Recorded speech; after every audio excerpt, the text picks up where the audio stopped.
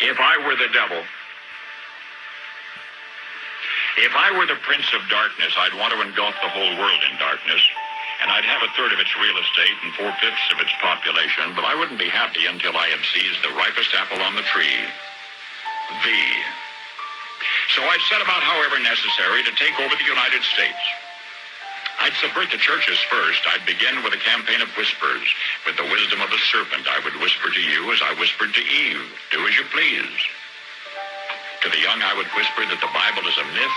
I would convince them that man created God instead of the other way around. I would confide that what's bad is good and what's good is square.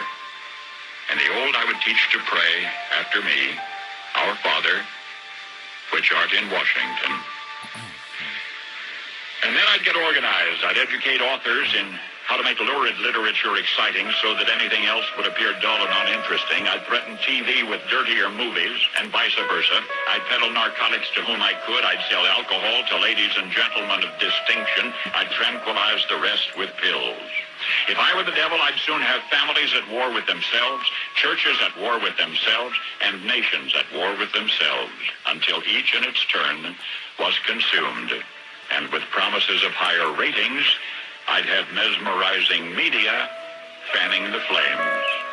If I were the devil, I would encourage schools to refine young intellects, but neglect to discipline emotions. Just let those run wild. Until before you knew it, you'd have to have drug-sniffing dogs and metal detectors at every schoolhouse door. Within a decade, I'd have prisons overflowing. I'd have judges promoting pornography. Soon I could evict God from the courthouse, then from the schoolhouse, and then from the houses of Congress. And in his own churches, I would substitute psychology for religion and deify science.